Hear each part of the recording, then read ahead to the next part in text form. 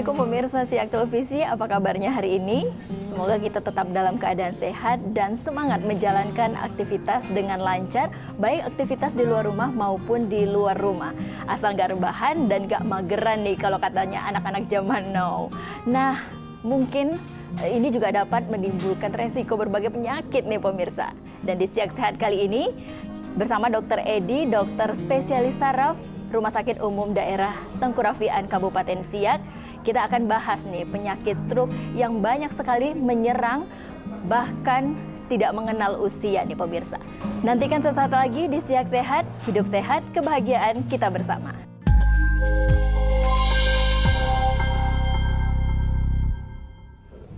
Ya pemirsa, saat ini saya sudah bersama Dr. Edi, dokter spesialis saraf neurologi Rumah Sakit Umum Daerah Tengku Rafian Kabupaten Siak. Apa kabar nih dok? Baik. Hari ini? Ya sehat. Sehat ya Pak Dok ya? Alhamdulillah. Oke deh Pak Dok. Saat ini nih kan penyakit stroke ini nih dok, saat ini sering kali nih akhir-akhir ini nih didengar menyerang siapa saja, baik di usia tua maupun bahkan di usia muda sudah terserang stroke ini Pak Dok. Nah bagaimana ini Pak Dok, hingga saat ini bagaimana angka peningkatan kejadian stroke ini di Indonesia khususnya di Kabupaten Siak ini Pak Dok? Ya baik, terima kasih Mbak. Ya, untuk stroke sendiri ini adalah penyakit yang menyebabkan kematian dan kecacatan yang paling tinggi di Indonesia. Untuk prevalensi stroke di Indonesia pada tahun 2013 berdasarkan riset kesehatan dasar itu tingkat kematiannya sebanyak 15,4% untuk kematian. Dan terjadi peningkatan prevalensi stroke dari tahun 2007 meningkat sampai ke tahun 2013 dari 8,1 menjadi 12,4%. Jadi dari situ kita lihat bahwa kejadian ini semakin hari, semakin tahun, semakin meningkat kejadiannya. Ya. Dan di Kabupaten Siak sendiri memang belum ada data tertulis resmi berapa angka kejadiannya, namun di Polisaraf RSUD Tengku Rafian Siak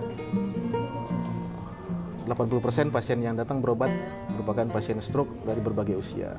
Oke, cukup banyak nih 80% nih Pak Dok di Kabupaten Siak sendiri ya Pak Dok. Untuk yang berobat ke Polisaraf ya, artinya dibanding penyakit lain yang di Polisaraf seperti pasien-pasien nyeri punggung atau epilepsi atau sebagainya. Ya, oke. Nah Pak Dok, penyakit stroke sendiri ini apa sih Pak Dok dan apa saja jenis-jenis stroke ini Pak Dok? Penyakit stroke itu kalau kita ambil definisinya menurut WHO itu adalah suatu gejala klinis yang berkembang dengan cepat berupa manifestasinya defisit neurologis yang bersifat vokal atau global yang bisa menyebabkan kematian dalam waktu yang berlangsung dalam waktu 24 jam atau lebih, yang bisa menyebabkan kematian yang disebabkan oleh kelainan pembuluh darah. Jadi stroke ini harus disebabkan oleh kelainan pembuluh darah, tidak boleh disebabkan oleh trauma seperti kecelakaan atau infeksi atau tumor. Ya, jadi penyebabnya oleh kelainan pembuluh darah. Gitu. Untuk jenis-jenisnya sendiri stroke ini apa saja nih dok? Ya. Untuk jenis stroke sendiri itu digolongkan atas dua jenis. Yang pertama yaitu berkurangnya aliran darah atau berhentinya aliran darah ke otak yang disebut dengan stroke sumbatan atau bahasa kedokterannya stroke infarct. Yang kedua pecahnya pembuluh darah di otak, yaitu stroke perdarahan atau stroke hemoragik. Jadi dua jenis, ada stroke perdarahan dan sumbatan. Oke, jadi ada pendarahan, betul, ada sumbatan. Sumbatan, ya. Yang tiba-tiba, ya. Penyakit tiba-tiba dan... Betul, jadi stroke ini kejadian yang mendadak. Jadi tidak ada gejala, kita akan stroke itu tidak tahu. Ya, bisa aja kita saat begini tiba-tiba nanti stroke, ya, alhamdulillah ya. Tapi bisa. Nah, makanya stroke ini mendadak. Kalau tidak mendadak bukan stroke namanya. Gitu. Baik. Faktor resiko terserang stroke ini, dok, apa saja nih, dok? Faktor risiko, ya, faktor risiko itu adalah faktor-faktor yang bisa menyebabkan terjadinya stroke. Ya. Itu pun digolongkan ada dua golongan. Yang pertama faktor risiko yang bisa dimodifikasi, dan yang kedua faktor risiko yang tidak bisa dimodifikasi. Yang tidak bisa dimodifikasi ini ibaratnya seperti takdir ya, kita sudah ditentukan sebagai lahir sebagai laki-laki atau perempuan, jenis kelamin gitu. Jenis kelamin, kemudian usia, kemudian ras atau suku. Nah, itu kan kita tidak bisa merubah itu. Nah, itu juga termasuk faktor risiko. faktor risiko yang bisa dimodifikasi. Nah, di sini kita yang berperan untuk mencegahnya atau mengobatinya. Seperti yang pertama bisa hipertensi, tekanan darah tinggi ya, penyakit gula, obesitas ya, kegemukan, kurang aktivitas fisik, kurang olahraga, dan bisa kena stres juga. Itu yang bisa kita modifikasi. Oke, yang faktor resiko tadi Pak, Ya. usia. Nah, usia rentan berapa nih biasanya banyak Ya. kejadian? Kalau yang banyak untuk stroke itu di atas 50 tahun biasanya. Kita mulai terjadi ya proses degeneratif, artinya mulai terjadi kerusakan pada sel-sel pembuluh darah di otak kita atau di seluruh tubuh ya. Kalau di jantung itu sakit jantung dan di otak itu namanya stroke gitu kan. Nah, biasanya proses 50 tahun ke atas itu mulai banyak kejadiannya. Tapi tidak menutup kemungkinan juga untuk yang muda. Nah, yang muda ini biasanya penyebabnya bukan karena faktor usia, ya, karena faktor kelainan bawaan atau kelainan dari pembuluh darah itu sendiri. Gitu. Nah, ya. Nah, biasanya ada nggak sih dok, katanya ini keturunan nih, memang Ya. ibunya pernah stroke, anaknya bisa kemungkinan Ya. pernah stroke juga. Seperti apa tuh dok? Ya biasanya yang menurun ini dari faktor risiko yang tadi, seperti mungkin ibunya hipertensi atau gula, biasanya itu menurun. Nah, dengan adanya faktor risiko yang sama, otomatis berisiko juga ke anaknya untuk terserang stroke juga. Berarti genetik memang Ya, berpengaruh juga. berpengaruh Ada terhadap pengaruh itu. stroke. Nah, kalau yang tadi tidak modifikasi itu resiko Ya. tidak modifikasi ini, berbagai macam tadi dokter bilang ada hipertensi, Yang ada- bisa dimodifikasi. yang bisa Ya, modifikasi. oke. Pola hidup juga mungkin ya dok Ya, ya. betul, Nah, betul. seperti gaya hidup sekarang bagaimana nih dok, Pak dokter melihat Ya, untuk penyakit stroke seperti sekarang ini? ya mungkin zaman dulu kita jarang mendengar orang sakit stroke, mungkin jarang ya. Yang pertama mungkin dikarenakan ya pola hidup tadi. Yang kedua mungkin pemeriksaan tidak secanggih sekarang, mungkin tidak terdeteksi. Tapi juga ada pengaruh pola hidup di situ. Ya kita lihat pola hidup orang dulu dengan sekarang sangat jauh berbeda. Kalau sekarang semua serba instan, serba dipermudah. Ya mau ke warung dekat saja 100 meter naik motor, naik sepeda. Kalau zaman dulu kan jalan kaki. Gitu ya. Kita mau mengganti channel TV saja pakai remote. Dulu kita berdiri dulu, tekan ganti channel, duduk lagi. Nah, Apalagi itu sejak pengaruh. pandemi ya, atau di Nah, rumah aja di dia, rumah Dok, saja, ya makan tidur ya. rebahan, Betul, mageran. betul. Gitu. Juga menjadi faktor risiko terserang Sangat, stroke betul. ya Pak dok ya. Betul, sangat. Tidak hanya usia tua mungkin dok, bagaimana? Ya sama, usia muda juga. Ya kalau usia muda tentu dia prosesnya lebih lambat nanti. Artinya ya dengan masih muda tentu tubuhnya masih sehat, mungkin ya nanti bisa berproses untuk kedepannya. Nah, karena stroke usia muda itu biasanya dipengaruhi oleh ya faktor bawaannya kayak kelainan darah, pembuluh darah. Gitu. Oh gitu, Ya, berarti jadi- usia muda juga bisa terserang Bisa, stroke bisa, juga ini betul. Pak dok. Iya. Nah, proses terjadinya stroke dan ini seperti apa nih dok? Iya. Tanda awal terserang stroke itu bagaimana nih dok? Ya. Jadi proses terjadinya stroke itu ya tadi akibat faktor risiko tadi. Faktor risiko hipertensi, penyakit gula dan sebagainya itu bisa menyebabkan kelainan dari dinding pembuluh darah. Jadi dinding pembuluh darah nanti ada terjadi inflamasi di situ, akan terbentuk plak dan plak ini makin lama makin menebal. Nah, sehingga terjadi sumbatan di situ. Ya, terjadi trombus, pembuluh darahnya mengental dan darahnya mengental dan terjadi menempel di situ dan terjadi sumbatan. Nah, akhirnya darah tidak mengalir ke otak. Sementara otak dapat makanan dari darah. Darah membawa makanan ke otak, membawa glukosa dan oksigen ke otak. Itu makanan otak. Dan otak tidak dapat makan, akhirnya mati. Nah, itulah terjadi stroke. Oke. Kemudian yang kedua, stroke perdarahan. Nah, prosesnya hampir sama, terjadi peradangan di inflamasi di pembuluh darah otak. Peradangan tersebut bisa menimbulkan namanya aneurisma di pembuluh darah otak itu. Jadi aneurisma itu seperti terbentuk suatu kantung-kantung di pembuluh darah dan itu yang bisa pecah gitu. Nah, apabila tensi tinggi dia pecah. Nah, itu yang menyebabkan stroke perdarahan. Sama begitu juga dengan mungkin kolesterol tinggi, Ya, juga itu. gula tinggi Jadi seperti itu. yang menumpuk itu bisa lemak, kolesterol ya, yang menyebabkan sumbatan tadi. Dan juga ada kekentalan darah tadi. Nah, tanda awalnya tuh, Ya. orang terkena stroke ini, serangan stroke ini seperti apa dok? Tanda awal ya. Nah, tanda awal itu kita punya jargon, segera ke rumah sakit, segera ke RS. Itu ada singkatannya. Itu tanda awal dari stroke. Untuk lebih memahaminya. Yang pertama, Segera ke RS. ya, segera Oke. ke RS. Se itu senyum.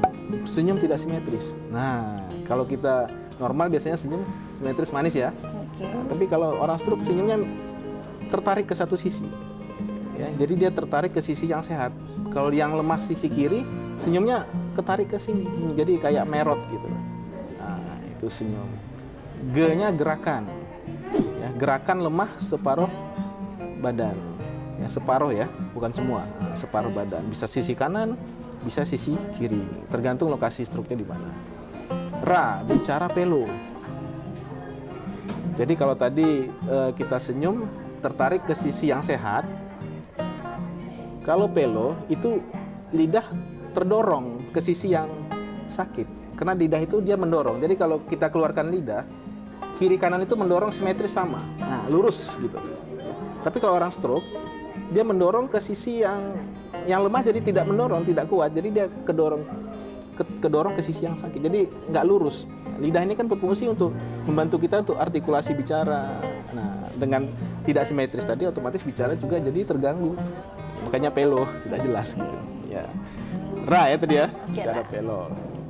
Segera ke RS, ke kebas. Kebas. Jadi yang stroke ini yang paling penting satu sisi tubuh, ya. Jadi lebih bahaya yang satu sisi daripada semua. Nah itu. Kalau ada kebas dari ujung rambut sampai ujung kaki separuh, itu juga gejala stroke. Jadi kebas semua ya, bukan cuma kebas di tangan satu, enggak. Semua. Semua. Seluruhnya. Nah, jadi kalau kita tes, kita periksa gitu, kita pegang ini berbeda, mereka merasakan beda. Lebih tebal di satu sisi yang stroke itu, kita pegang begini berbeda gitu. Nah, jadi kita periksa semua itu separuh kebas. Oke. Yang bagian sisi kanan. Kanan atau kiri? Kanan atau kiri tergantung gitu ya, dia serangannya sebelah mana. Pokoknya satu sisi. Oke. Kebas ya, ke RS ya. R itu rabun ya, bisa mengganggu pandangan juga, bisa menyebabkan kebutaan juga di satu sisi mata. Yang S-nya sakit kepala.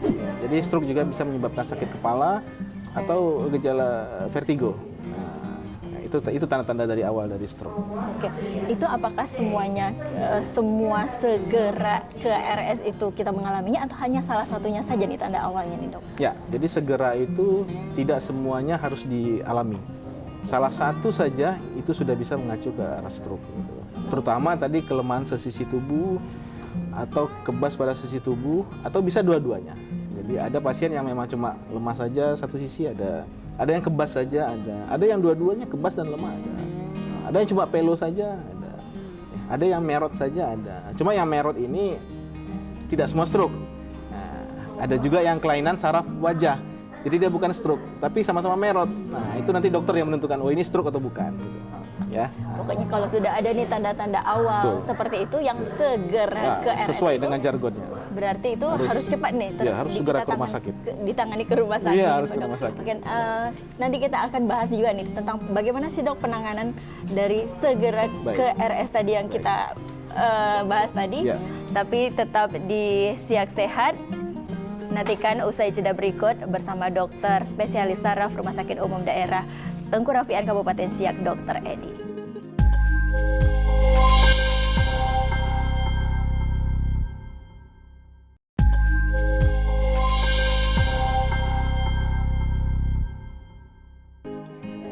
Terima kasih pemirsa, masih di Siak Sehat bersama Dr. Edi, dokter spesialis saraf Rumah Sakit Umum Daerah Tengku Rafian Kabupaten Siak.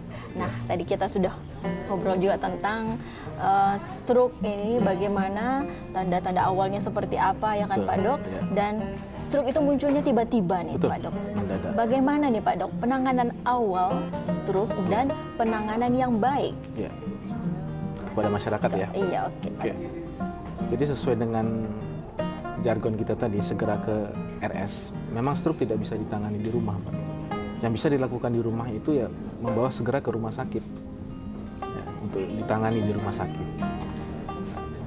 Sebenarnya untuk stroke sumbatan itu ada penanganan khusus yang bisa dilakukan, tapi kebetulan di Rumah Sakit Siak kita belum bisa melakukan itu. Mungkin insya Allah kedepannya bisa. Itu onsetnya 4,5 jam, artinya setelah kejadian sampai 4,5 jam maksimal obat itu harus masuk. Jadi pasien datang ke rumah sakit, diperiksa segala macam, maksimal 4,5 jam obat harus masuk. Itu namanya trombolisis, IV trombolisis. Trombolisis dengan menggunakan obat alteplase itu berguna untuk memecahkan sumbatan tadi. Jadi sumbatan tadi dipecahkan sehingga aliran darah bisa bisa lewat lagi, dan diharapkan otak yang mungkin tadi masih setengah mati bisa hidup kembali. Nah, kebetulan Pekanbaru mungkin sudah bisa, cuma yang terjadi kendala kalau kita rujuk pun pasien ke Pekanbaru tidak akan tercapai 4,5 jam. Biasanya pasien di rumah, pasien stroke tidak langsung dibawa ke rumah sakit, mungkin ya, banyak menunggu dulu kan, akhirnya berapa jam baru datang rumah sakit, biasanya sudah 6 jam yang lalu, sudah 1 hari yang lalu. Nah, jadi itu kendala kita di sini. Berarti kalau untuk yang terkena Sini, stroke ya. ini 4 jam, 4,5 jam. 4,5 jam itu harus tertangani dulu dengan cepat berarti Ya, dok ya? itu memang baru di kita ya, artinya di Indonesia belum semua rumah sakit bisa. Oke. Untuk Tapi di Kabupaten Siak sendiri bagaimana Pak Dok? kita belum bisa melakukan itu. Itu harus dirujuk ke Pekanbaru, dan kalau di Siak ya tetap kita tangani dengan pengobatan yang sesuai protokol ya. Artinya dia di dekat daerah yang stroke itu, artinya core yang sarafnya yang mati itu di samping di sekitarnya itu ada saraf yang setengah mati istilahnya, yang masih bisa kita harapkan diselamatkan. Nah, itulah yang bisa kita lakukan kalau untuk di Rumah Sakit Siak dengan memberikan obat-obat yang ada di sini, tujuannya untuk ya mencegah meluasnya kerusakan tadi gitu. Karena mungkin memang penyakit stroke ini dan datangnya tiba-tiba kita nggak tahu. Betul. Dan di rumah begitu lama kita ya dok ya. Iya. Kalau kata dokter tadi Betul. bisa jadi 6 jam lebih baru. Kebanyakan begitu. Bukan di Siak saja, di seluruh Indonesia di mana-mana saya temui seperti itu. Oke. Keluarga tidak langsung membawa, ya akhirnya sudah terlambat ya, obat yang 4,5 jam tadi tidak bisa masuk. Nah, itu. Ya, gitu. Berarti penanganannya harus memang ke rumah sakit segera. Ya, gitu ya dok. mudah-mudahan nanti di Siak bisa kita lakukan itu. Kan nanti rencana kita mungkin ada untuk peningkatan ke tipe yang lebih tinggi ya. Nah, nanti kita bisa Untuk penanganan sendiri di rumah sakit Siak ini Pak Dok, Ya. untuk penderita stroke ini seperti apa nih Pak Dok? Ya, jadi untuk penderita stroke itu di sini selain kita berikan obat-obat untuk ya, pengencer darah, ya untuk obat stroke sumbatan ya, obat untuk vitamin untuk sarafnya, ya, untuk faktor-faktor risikonya kita obati, tensi, gula dan sebagainya, kolesterol, dan kita juga bekerja sama dengan bagian rehabilitasi medik ya, dokter spesialis rehabilitasi medik untuk fisioterapi. Jadi untuk membantu pemulihan pasien-pasien tersebut. Oke. Nah, Pak Dok, untuk yang sudah terkena stroke ini, Pak Dok, bagaimana untuk pengobatan rutinnya ke rumah Ya. sakit seperti apa? Mungkin bisa dijelaskan, Pak Dok? Betul, ya. Jadi memang pengobatan stroke ini pengobatan seumur hidup, Pak. Ya, artinya pasien stroke ini harus mengkonsumsi obat ya seumur hidup. Artinya dia harus mengendalikan faktor risiko yang menyebabkan terjadinya stroke ini. Karena stroke ini bisa berulang. Ya, dia terkena stroke pertama dan ada kemungkinan besar risiko untuk terkena stroke kedua, ketiga, keempat. Biasanya lebih berat. Nah, makanya dia harus terus mengkonsumsi obat-obat untuk mengendalikan faktor risiko tadi. Seperti. Apakah penyakit stroke ini bisa sembuh, Pak Dok? Ya. Jadi stroke ini ada dua macam ya, dua jenis tadi. Ada yang sumbatan, ada yang perdarahan. Yang sumbatan tadi, apabila sarafnya yang tersumbat itu sudah terjadi kematian di saraf itu tidak bisa hidup kembali, Mbak. Yang kita selamatkan tadi yang sekitarnya tadi. Artinya stroke ini adalah penyakit yang menyebabkan kematian atau kecacatan. Sering kita lihat di luar sana orang stroke jalannya ditarik ya, diseret tangannya. Ya, saya yakin juga dia sudah diobati, tapi untuk kembali normal seperti awal mungkin agak sulit ya. Sekurang-kurangnya ada perbaikan walaupun tidak banyak. Bahkan kalau di usia muda ketika dia terkena stroke nih dok, itu tidak bisa sembuh normal atau seperti apa ya Pak Dok? Seperti tadi, kalau ada sarafnya sudah mati, itu sarafnya tidak bisa hidup kembali dan bisa menimbulkan cacat. Kecacatan. Betul. Berarti Pak Dok. Makanya stroke ini lebih baik mencegah daripada mengobati. Oke, nah bagi penderita stroke ini Pak Dok, ada beberapa bagian kan tadi juga Pak Dok sebutkan terjadi kecacatan sebagian, bahkan keseluruhannya juga ya Pak Dok ya tidak bisa digerakkan begitu kan ya.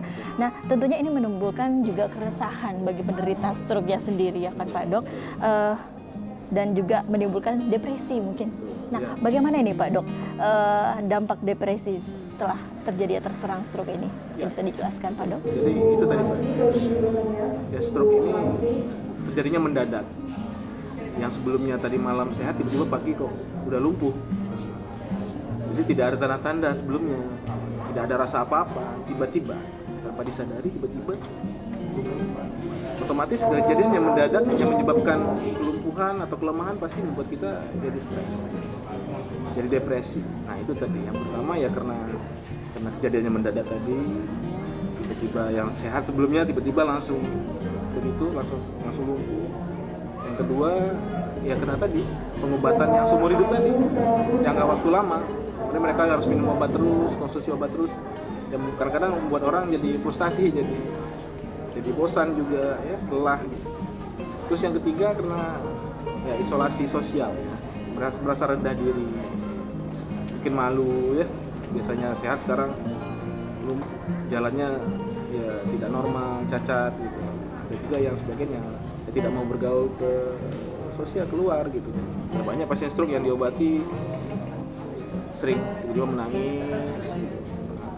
Ya kita berikan obat antidepresan juga. Biasanya apa nih Dok? Ketika terkena stroke itu depresinya apa aja nih? Maksudnya menimbulkan apa? Seperti nangis tadi mungkin kata Pak Dokter. Apalagi nih biasanya nih Pak Dok? Ya. Perasaan yang timbul ketika terserang stroke ini? Ya saya temui ya itu ya. Artinya memang dia menangis, ya, dia ceritakan ya artinya ya kenapa begini gitu. Jadi kita memberi motivasi, artinya ya kita beri harapan kepada pasien. Mungkin ada juga marah seperti apa begitu dokter? Bisa, karena depresi itu bisa marah, bisa tidak bisa tidur, nggak mau makan, ya. Gitu. Ya banyak gejala. Tapi yang sering ya itu berarti misalnya dia menangis tiba-tiba. Apa yang harus kita tangani? Bagaimana itu menanganinya seperti itu Pak Dok? Stroke ini memang beban untuk keluarga. Stroke ini menjadi beban untuk keluarga karena apalagi yang mungkin stroke-nya berat ya, tidak bisa apa-apa sama sekali, semua kebutuhannya di keluarga yang mengurus. Dia tidak bisa mengurus dirinya sendiri. Termasuk juga support psikologis juga. Support psikologis dari orang-orang sekitarnya yang mungkin ya mencegah yang membuat dia mungkin merasa marah atau emosi, mungkin membuat dia senang lah istilahnya. Oke, siap Pak Dok. Nah, tadi kita sudah membahas nih Dok, bagaimana faktor risiko dan bagaimana penanganan ketika serangan stroke ini terjadi pada manusia nih kan Dok. Nah, dari Dokter Edi sendiri nih mungkin bisa Dokter jelaskan juga bagaimana nih agar kita terhindar dari serangan stroke ini Dokter. Dan mungkin inti poinnya itu yang paling penting ya. Stroke ini mencegah lebih baik daripada mengobati. Artinya kita harus selalu mengontrol faktor-faktor risiko tadi. Ya, kita harus mengontrol tekanan darah kita, mengontrol gula darah kita. Ya, harus sering berolahraga minimal 30 menit sehari. Terus berpikir positif, menghindari stres. Ya, berpikir positif, mendekatkan diri kepada Allah Subhanahu wa taala. Itu yang paling penting. Karena ya seperti hipertensi itu kadang-kadang kita nggak tahu tensi kita tinggi itu karena tidak ada gejala. Jadi darah tinggi itu tidak ada gejala. Jangan disangka oke lah mungkin kepala kita sakit, tensi tinggi naik nih. Mungkin ya. Tapi bukan berarti kita nggak ada gejala apa-apa, tensi kita normal, belum tentu. Bisa saja tinggi tapi tidak ada gejala. Tensi hanya tahu dari dicek dengan alat. Alat itu baru ada. Ya, selama ini kita kan kalau tidak ada gejala tidak berobat, tidak diperiksa. Padahal sebenarnya kita punya tensi tinggi, tapi karena tidak ada gejala, ya kita biarkan saja. Nah, itu yang namanya silent killer, tiba-tiba nanti jadi pembunuh. Dia merusak, tensi ini merusak. Dia merusak ke semua badan dirusak. Ya. Jadi kalau kita minum obat setiap hari seumur hidup apa tidak merusak ginjal? Justru salah, kebalik. Justru kalau orang tensi tinggi tidak minum obat, itu yang bikin ginjalnya rusak. Nah, dia harus dikendalikan, dikontrol. Tidak boleh beli obat di apotek. Kenapa? Karena banyak orang minum obat nggak ada gunanya. Karena dia tidak ke dokter. Kenapa? Karena tensi ini kalau tidak cukup dengan dosis A, harus dinaikkan ke dosis B. Tidak cukup naikkan ke dosis C. Tidak cukup 1 obat, bisa 2 obat. Tidak cukup 2 obat, bisa 3 obat. Itu dokter yang mengatur. kalau kita beli di apotek, sementara kita cuma dapat dosis rendah, tensi kita tinggi terus, kita udah senang udah minum obat terus lah nggak apa-apa, padahal dosisnya belum cukup. Nah akhirnya nggak ada gunanya bro minum obat, jadi tetap harus ke dokter. Periksa ke dokter Iya, juga nih, betul. rutin periksa kesehatan ke dokter. Dan juga rutin berolahraga, Betul, nggak mageran, nggak rebahan di rumah saja, berolahraga dan juga gaya hidup sehat ya Pak Dok ya, dengan makan makanan sehat Serat begitu. tadi, buah-buahan gitu ya. Oke. Bukan makan lemak ya sekarang atau instan ya. Siap Pak Dok. Oke, terima kasih Pak Dokter atas waktunya nih. Kita sudah berbincang-bincang tentang penyakit stroke ini Pak Dokter. Ya pemirsa, demikian bincang-bincang kita bersama Dr. Edi, dokter spesialis saraf Rumah Sakit Umum Daerah Tengku Rafian Siak. Dan Anda dapat menyaksikan informasi lainnya melalui channel YouTube Kabar Siak dan Siak TV Official serta fanpage Siak TV News. Saya Cahaya Ici bersama Dr. Edi mengucapkan terima kasih atas kebersamaan Anda. Sampai jumpa dan wassalamualaikum warahmatullahi wabarakatuh.